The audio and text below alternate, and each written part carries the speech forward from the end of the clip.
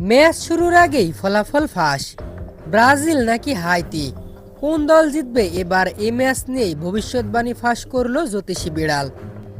দর্শক, ফুটবল প্রেমী ভক্তদের চোখ এখন ব্রাজিল হাইতি ম্যাচের দিকে। আর তাই তো ম্যাচ মাঠে গড়ানোর আগেই শুরু হয়ে গেছে নানা আলোচনা সমালোচনা। প্রথম ম্যাচে ব্রাজিল মরক্কোর সাথে 1-1 গোলে ড্র করায় বেশ গুরুত্বপূর্ণ হয়ে গেছে ম্যাচটি।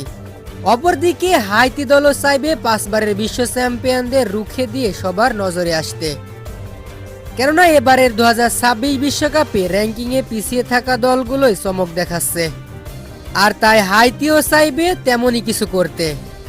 তবে পরিসংখ্যান কথা বলছে ব্রাজিলের পক্ষে, কেননা এখন পর্যন্ত 3 বারের দেখায় 3 ম্যাচে জিতেছে ব্রাজিল। রীতিমতো ব্রাজিলের বিপক্ষে 3 ম্যাচে 17 গোল হজম করেছে হাইতি। বিপরীত পক্ষে মাত্র 1টি গোল করতে পেরেছিল হাইতি। তবে বিশ্বকাপ মঞ্চে কোনো পরিসংখ্যান চলে না, তা বেশ হাড়ে হাড়েই টের পেয়েছে স্পেন। আর তাই তো ব্রাজিল দল এই ম্যাচকে দিচ্ছে মহা গুরুত্ব। আর তাই তো গুঞ্জন রয়েছে এই ম্যাচের মধ্য দিয়ে দলে ফিরতে পারেন নেইমার জুনিয়রও।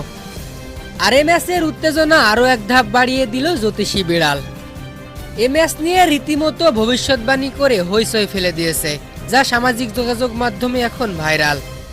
জ্যোতিষী বিড়ালের সামনে দুটি দেশের পতাকাওয়ালা পাত্রে খাবার রাখা হয়, একটি ব্রাজিলের অপরটি হাইতির। তবে জ্যোতিষী বিড়াল সবাইকে অবাক করে দিয়ে ব্রাজিলের পতাকাওয়ালা পাত্রের খাবারটি মুখে তুলে নেয় এবং জ্যোতিষী বিড়ালের ভবিষ্যৎবাণী মতে ম্যাচটি ব্রাজিল জিতবে।